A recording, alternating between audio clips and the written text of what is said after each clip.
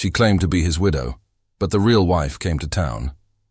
Dusk bled across the high plains, turning the sky the color of cooling iron. The cemetery lay quiet except for the whisper of grass and the groan of old wooden crosses shifting in the wind. Eli Carver stood alone beside a grave that bore his own name. Elias Carver, beloved husband, gone too soon. His hat brim dripped with rain. His boots sank into mud. He didn't speak a word, just brushed the dirt from the headstone like he was wiping dust from a memory that refused to stay buried. He'd been gone for 3 years. Everyone in Dalton Ridge thought he was dead. Shot off his horse during a mining dispute. Body never recovered. He never corrected them. Sometimes being dead was the only peace a man could afford. Then came the sound of hoofbeats, steady, deliberate, echoing through the wet silence. Eli lifted his head. A rider in black emerged from the mist, her silhouette sharp against the storm's silver light. A woman, long dark coat, gloved hands, veil over her face. She rode up slow, dismounted, and stared at the grave like she'd been there 100 times before. When she finally spoke, her voice carried through the rain, calm, practiced, with the kind of sorrow that sounded rehearsed. I told him I'd come back every year, even if the world forgot him. Eli froze. The caretaker, an old man with shaking hands, looked from her to Eli, then back again. His face pale as lightning flashed overhead. "Ma'am," the caretaker stammered. You said your husband was Elias Carver?" "Was," she answered. "He was a good man. Died owing me a promise." Eli stepped closer, the rain dripping from his coat sleeve. "That's a mighty strange thing to say," he muttered, voice low, rough as gravel. The woman turned, eyes sharp through the veil. For a heartbeat, her breath caught. "You," she whispered. "You can't be." Eli's hand hovered near his revolver, but not for threat, for balance. The world tilted around him. Thunder cracked. The storm broke open. 2 strangers stood face to face at a grave bearing his name. One living, one claiming to be his widow. And in that rain-soaked silence, Eli Carver understood something cold and certain. Death wasn't done with him yet. The storm had followed Eli Carver up the ridge like a curse that refused to quit. By the time he reached the cabin, the horizon was swallowed whole. No stars, no moon, just the sound of wind clawing at the timber walls. The cabin stood where it always had, half buried in snow and memory. Every nail in that place carried a story he didn't want to remember. But tonight, the cold was kinder than the company he'd soon keep. He'd just set his rifle against the doorframe when hooves broke through the thunder. One rider, desperate, a woman. Hat brim low, cloak soaked through, and eyes that looked like they'd seen ghosts and decided to join them. She slid off her horse, voice trembling between exhaustion and calculation. "Eli Carver," she said. "Thank God you're alive." Eli froze. The name hit him like a shot. No one had spoken it in months. "I ain't dead yet," he muttered. "Though you seem awful sure I should be." She said her name was Clara Vance and that she'd been his widow. Claimed bandits had ambushed him months ago, that she buried what was left near the riverbank. Now those same men were hunting her for gold, owed by her late husband. Eli studied her as she spoke, the tremor in her hands, the dirt on her hem, the fear that didn't quite fit her story. He didn't interrupt. Didn't have to. Lies always sounded prettier when left to finish themselves. Inside the cabin, the air was thick with smoke and rain. Clara moved like she belonged there, found the kettle, stirred the fire, laid out 2 tin cups without asking. The scent of stew filled the room, rich and heavy, masking the faint smell of gun oil and pine pitch. Eli sat in silence, badge tucked under the floorboard, a folded letter clenched in his fist. The last one his real wife. Martha had written before she vanished 2 years back. The ink was fading, but her words still burned. "If I don't come home, Eli, promise me you won't trust the wrong kind of mercy." Clara caught him looking. "You always this quiet?" she asked softly. "Only when I'm deciding if I should load another round," he replied. For a long while, neither spoke. Just the whistle of the wind through the cracks, the slow ticking of a clock that hadn't worked in years. The fire cracked, shadows danced across their faces, hers guarded, his carved from stone. Outside, the storm turned violent, lightning crawling across the ridge like white fire. Inside, something colder took root, a tension that had nothing to do with the weather. Two strangers, one claiming a dead man's name, trapped in a cabin full of ghosts, and for the first time in a long while, Eli Carver didn't know if he was the hunter or the hunted. The wind outside the cabin had softened to a low moan, dragging through the eaves like some lonely spirit too tired to haunt. Inside, the fire cracked and spat in the hearth, the only witness to two people trapped in silence, staring at the flames like they might find truth in its shifting shape. Eli Carver leaned back in his chair, the wood creaking beneath his weight. Across the table sat the woman calling herself Clara Vance, her hands wrapped around a tin cup, knuckles pale from the cold or from whatever she was holding back. Between them sat a bottle of whiskey half drained, the liquid courage of strangers bound by suspicion. "You said you buried me," Eli muttered finally, eyes fixed on the fire. "Mind telling me where?" Clara's lips twitched. Not quite a smile, not quite a lie. "Outside of Abilene," she said softly. "Near the cottonwoods. I marked the grave myself," he studied her. She wasn't trembling. Her voice was steady, too steady for a woman spinning tales. She met his gaze without flinching. The firelight made her eyes seem older than her face, as though she'd lived 3 lifetimes in half the years. "And you say we were married?" He pressed. "I was there when you were fevered," she replied. "You said your name. You gave me your ring. Then those bandits came and I—" Her breath hitched. "I buried what was left of you. The papers said Eli Carver was gone. I tried to start again, but your name kept following me." The silence after that was heavier than any accusation. Eli poured another drink, his hand rough and steady. "Ain't many folks claim to be my widow," he said, voice low. "Most just try to forget I ever existed." Clara gave a quiet, bitter laugh, the kind that cuts both ways. "Maybe I tried," she said. "But the world don't forget a man's name if there's debt or blood tied to it." The storm outside gathered again, a slow rumble echoing down from the hills. It sounded like memory itself coming home to roost. Eli's eyes drifted toward the rifle propped against the door, the tin star hidden beneath the tablecloth, the badge he'd sworn never to wear again. He hadn't told her his truth, not yet. But something in the way she spoke, the way she held his name like a weight she didn't deserve, broke the edges of his armor. "You want to know what really happened?" he said. Clara didn't answer, but her eyes lifted. Quiet, ready. Eli leaned forward, elbows on the table. The light caught his face, all worn edges and quiet fury. "Dalton Mining Company took my land after the war. Said my deed burned in the courthouse fire. Then my wife, Martha, went missing. Folks said she ran, but I never believed that. I spent years chasing ghosts, bounty to bounty, till I ran out of both bullets and prayers." He paused, letting the words hang. Clara's hand trembled slightly as she reached for her cup. "And now you're here," Eli added, "telling me I'm the ghost." Clara's eyes glistened, but she didn't look away. "Maybe we're both ghosts," she whispered. "Maybe the world buried us long before the dirt did." Hours passed in half-truths and flickering shadows. He found himself talking more than he meant to, about the open plains at dawn, the sound of his wife's laughter, the way the river used to catch the light near their old ranch. Clara listened, silent but intent, her expression unreadable. There was something about her, not just the lies, but the ache underneath them. The way she looked at him wasn't like a grifter watching her mark. It was like someone who saw a reflection she wished were real. For the first time in years, Eli didn't feel alone. The fire died low, leaving only the smell of smoke and iron in the air. He turned to stoke the coals, and that's when he saw it.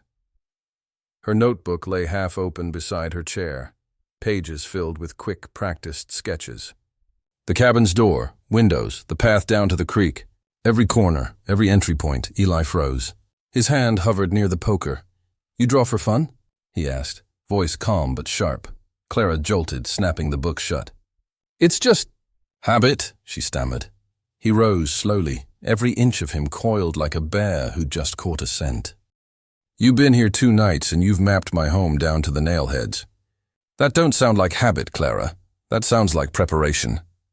Her eyes filled with something like shame, or maybe fear.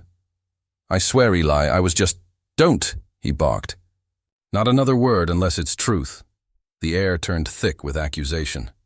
The lantern's light flickered against the walls, casting long, distorted shadows that looked like bars between them. For a long moment, neither moved. Then Clara spoke, quiet but trembling. "You think I came here to rob you?" "Maybe I did, but not the way you think." He stared at her, pulse hammering in his throat. "Then tell me why you really came." She closed her eyes. "Because the men who took your wife, they're still alive. And they're looking for me next!" The words hit like thunder. Eli said nothing, just stared into the dying fire, the orange light fading across his weathered face. Outside, the wind howled through the canyon again, carrying the ghosts of every lie ever told on that mountain. And somewhere between the truth and the storm, 2 broken souls sat across from each other, not enemies, not lovers, just survivors trying to decide whether to trust the face of the living or the memory of the dead. What do you think, folks? Would you believe her, or send her packing into that storm? By mid-morning, the horizon turned the color of brass. A dry wind swept through the canyon, carrying with it the distant thunder of hooves. Eli Carver stood on his porch, shotgun balanced in his arms, eyes narrowed against the glare. He'd been listening to that sound for near half an hour, the slow, deliberate pace of riders who didn't rush because they didn't have to. Behind him, the cabin door creaked. Clara Vance peeked out, her hand still wrapped in the bandage from last night's scuffle. "You expecting company?" she asked, voice low. Eli didn't answer. He just tilted his chin toward the ridge trail. "They're from Dalton Ridge," he muttered. "I can smell their arrogance from here." The 2 riders crested the rise, dust trailing behind like smoke. Their coats were clean, boots polished. Men like that didn't belong this deep in the frontier unless they came to take something. The first rider, Harlan Briggs, dismounted with the ease of a man used to power. He was slick, hair oiled back, silver-tipped gloves, revolver that gleamed like it never saw dirt. His partner, a quieter brute named Wex, scanned the property like he was already measuring what to burn. Briggs tipped his hat lazily. "Morning, Miss Vance," he drawled. "Didn't expect to find you this far off the map. Dalton Ridge's books say you still owe for certain unfinished business." Clara froze on the porch, lips parting slightly. "I don't owe you a damn thing," she said, but the tremor in her voice betrayed her. Briggs smiled, the kind of smile that belonged in a snake pit. "See, that's funny, because the gold your late husband took never made its way back. And unless my memory's gone soft, your man was Eli Carver." Eli's grip tightened on the shotgun. The air between them grew heavy, not with words, but with the ghosts of old wrongs. Briggs turned, pretending to notice him for the first time. "And you must be the generous soul offering her shelter. Careful who you side with, friend. The Dalton Company doesn't forgive debts or liars." No one moved for a long moment. Even the wind seemed to hold its breath. Eli finally spoke, his tone like gravel sliding downhill. "I worked your claim once, Briggs. I remember how you settle your scores with other men's blood." Briggs's smile flickered. "Oh, so the real Eli Carver does breathe. Ain't that a miracle? We thought you were long buried under our payroll." That cut deep, but Eli didn't flinch. He lowered the shotgun just enough to show he wasn't bluffing. "You ride back to your boss and tell him the Carvers are still standing. And this land's not for sale, not for fear, and not for filth like you." Briggs stepped closer, his boots crunching on dry earth. "Big words for a man outnumbered 2-1. Eli cocked the gun. "Then you'd best send more." The silence that followed was colder than the barrel steel between them. Weck shifted uneasily. Briggs's smirk returned, thinner now, but still full of venom. "We'll be back before sundown," he said. "And when we come, you'll wish you'd buried yourself proper." The riders turned and vanished into the canyon trail, leaving only the scent of gun oil and contempt. Clara exhaled. Her shoulders shaking, Eli watched the horizon long after they disappeared. "You're going to tell me," he said quietly, "what business you had with Dalton Ridge." Clara swallowed hard, eyes fixed on the ground. I told you already. I used your name to keep men like them off me. Guess it worked. Until now. He stepped closer, searching her face. That fear, was it real? Her voice cracked like thin ice. Does it matter? Eli didn't answer. He just turned toward the cabin, muttering, "It will by sundown." As the door shut behind them, the wind howled across the ridge like a warning. The storm had finally found its way to Carver's door. If two armed strangers rode up your trail demanding blood or gold, what would you do? Stand your ground, or send them packing? The air was heavy that evening, thick with sawdust, sweat, and the smell of old pine splitting under hammer blows. Eli Carver didn't speak much as he worked, but every strike of the hammer was a promise. He wasn't running again. Not this time. Not from Briggs. Not from the ghosts of his own name. The cabin, once a place of quiet exile, turned into a fortress one board at a time. Windows were shuttered, floorboards lifted for hidden cartridges, and the rifle over the mantel was cleaned until it gleamed like cold truth. Clara moved like she'd done this before. Quick, precise, no hesitation. She fetched nails without being asked, rolled spare bandages tight, and placed lanterns low in corners to keep the light dim but steady. Eli watched her, half in suspicion, half in awe. "You handle yourself like a soldier," he muttered. She just gave a faint smile, the kind that carried history. "You don't last long out here otherwise," she said, brushing a strand of hair from her face. The storm wind caught it, twisting it in the glow of the oil lamp. "Men come knocking, you learn to aim before you answer." Eli grunted, setting down the hammer. He loaded shells into the Winchester with practiced rhythm. Each click echoed like a heartbeat. "Aiming's one thing," he said. "Borrowing a dead man's name is another." She froze, the kind of stillness that speaks louder than a scream. For a long moment, only the wind and the soft creak of wood filled the space between them. Then, quietly, she said it. "The name Eli Carver kept me alive." He looked up from the rifle, eyes hard. "Alive from what?" "From men who wanted what wasn't theirs. From debts I never made. From a world that don't spare women without a man's shadow over 'em." Her hands trembled, but not with fear, with anger. "I used your name because it scared the wrong kind of people. Because dead men don't talk, and your grave was empty enough for me to hide behind." Eli stared at her, the liar, the thief of his identity, and for the first time saw not deceit, but survival. He set the rifle down slow. "You picked a name that carries a curse," he said. She met his gaze. Better a curse name than no name at all. The fire cracked between them. Outside, thunder rolled low across the valley, a warning, a drumbeat of what was coming. They worked in silence after that. The boards went up, the lamps dimmed, and the last light of day bled red across the ridge. Clara wiped her hands on her skirt, leaving streaks of soot and sweat. Eli leaned against the wall, eyes on the door. "When this is over," he said, voice low but steady, "you tell me everything." She looked out the window toward the gathering dark. "When this is over," she whispered, "there won't be anyone left to tell." The words hung like smoke, thin, haunting, true. And outside, beneath a bruised sky, the first crow called across the canyon, the sound of fate taking flight. The wind shifted before the first bullet came.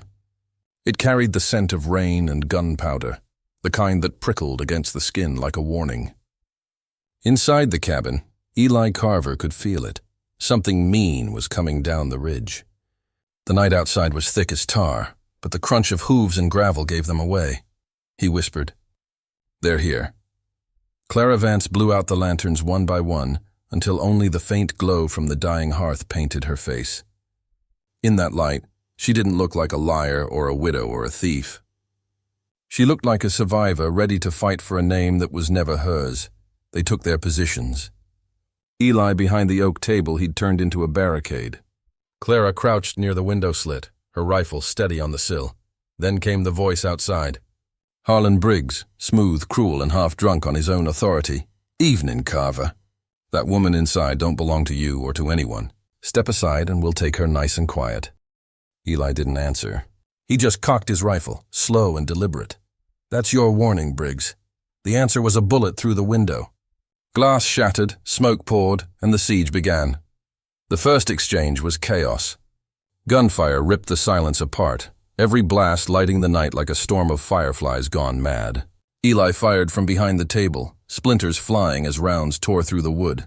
Clara reloaded fast, fearless, her hair loose, her breath sharp as the wind. 2 riders on the left, she shouted. I see 'em. Eli's shot dropped one. The other dove behind a trough, firing blind. Bullets whistled through the cabin walls. One grazed Clara's shoulder.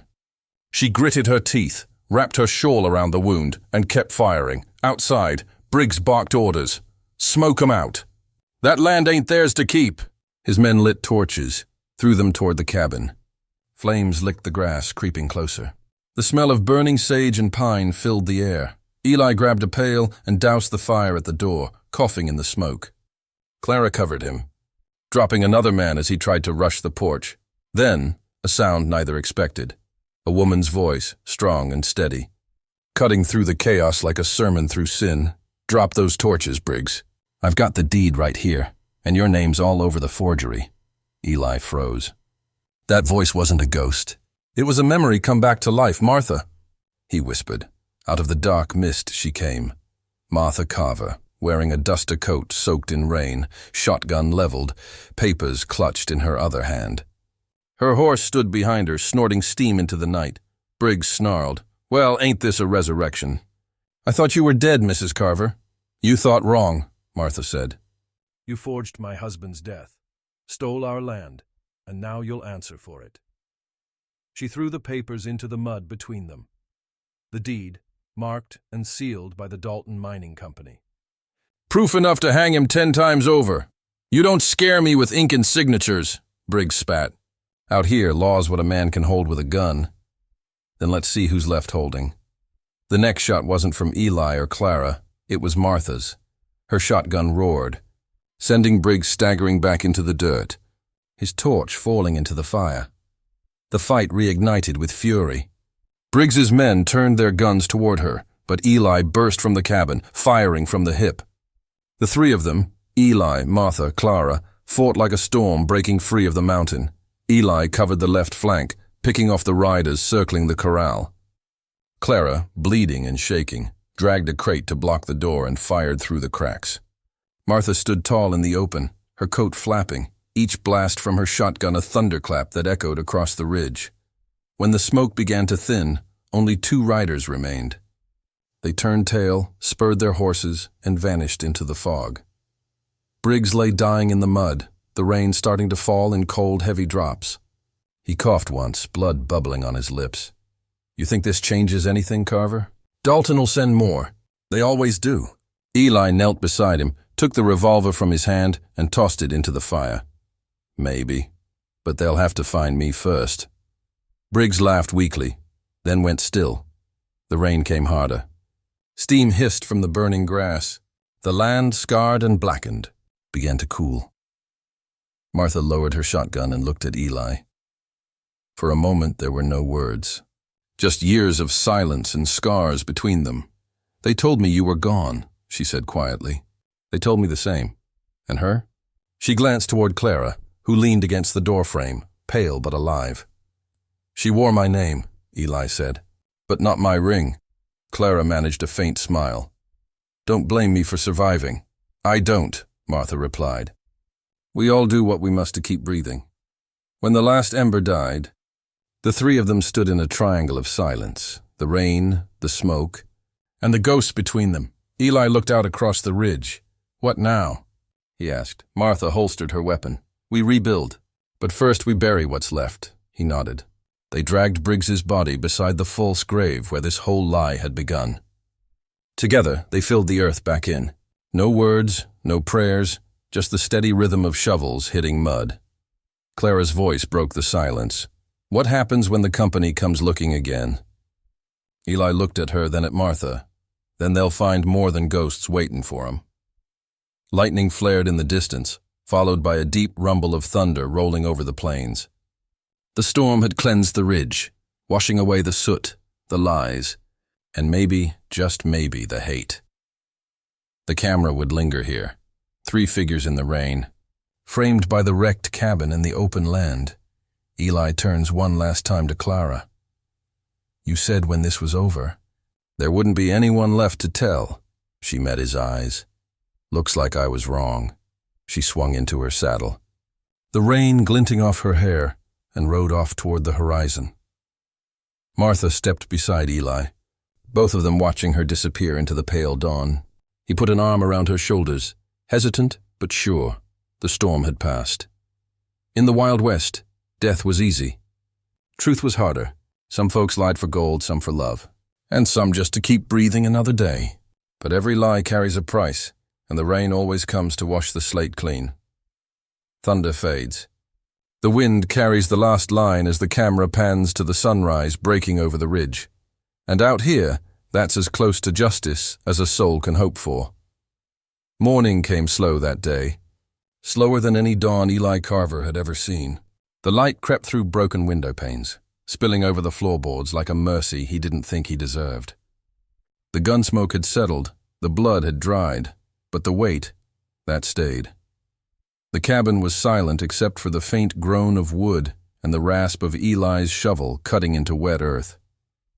He worked alone for hours, boots sinking into the mud. Beside him lay the body of Harlan Briggs, the man who'd carried greed in his chest like a second heart. Eli didn't say a prayer. He just covered the man in dirt, one shovelful at a time, until the grave looked like all the others. Unmarked, forgettable, fitting. Behind him, Clara Vance leaned against the fence post, her arm wrapped in a bloodied cloth, face pale from the night's fight. The dawn caught the tear in her sleeve, the burn of gunpowder on her wrist. She didn't flinch as the final mound rose. She'd seen enough burials for one lifetime. Sometimes justice don't come with a badge or a gavel. Sometimes it comes with a shovel and silence. When it was done, Eli turned to her. His eyes were dull, like the blue had been wrung out by years of loss. He reached into his coat, pulled out a leather pouch, heavy with coins. He held it out to her. "Eli, you earned this." Clara's gaze flicked to his hand, then back to his face. "Clara, you think money makes this right?" Eli quietly, "No, but it buys a road, and maybe a chance to walk it." The pause between them stretched thin. A crow called from a tree above the graves, harsh, jarring, like it wanted to remind them both what they'd done. Clara's lip trembled just once before she took the pouch. She turned, mounted the horse waiting nearby, one of Briggs's, now riderless, and looked back only once. "Clara, don't follow me," Eli. Wouldn't know where to start. Her silhouette vanished into the glare of the rising sun, swallowed by the rolling fields and the smell of rain. Inside the cabin, Martha Carver stood among the wreckage, the real wife, the one who'd carried Eli's name before it got twisted and stolen. Her face was unreadable, eyes sharp but tired, her hands trembling just enough to betray the storm within. Eli entered, hat in hand. He didn't speak, just started hammering wood over the shattered window. Each strike echoed like penance. Finally, Martha broke the silence. "Martha." "I thought you were dead." Eli, without looking up. "So did I." She walked closer, tracing the scars on his arm, not tenderly, but like she was reading a history she'd missed. "Martha, now what?" Eli stopped hammering, looked at her, the woman who'd survived hell same as him. Eli, "Now we rebuild. Whatever's left." Outside, thunder rolled again, softer this time, like it was leaving town. Then came rain, thin and silver, washing over the fresh grave. It pattered on the roof, ran down the barrel of Eli's rifle, and hissed as it hit the embers in the hearth. The air smelled clean again. Eli stepped out to the porch, watching the rain soak the land that had cost him everything. Martha joined him, shoulder to shoulder but saying nothing. Words had lost their use. They both stared at the hill where two graves stood, one marked with a name, one left blank. Maybe someday he'd carve something there. Maybe not. Out here, the earth don't care whose bones it keeps. The prairie takes saints and sinners all the same, but every once in a while, it gives something back. That morning, it gave Eli Carver a second sunrise. He set his hat low, picked up a hammer, and went back to work. The storm moved east, leaving behind a sky so clear it almost hurt to look at. And as the wind swept through the grass, it carried the faint sound of a woman's voice, or maybe just the whisper of memory, fading with the dawn. 2 graves. One man left standing, one story not over yet. Maybe that's what redemption really is. Not the end of the road, but the chance to walk it twice. If this tale cut deep, hit that trail with us again.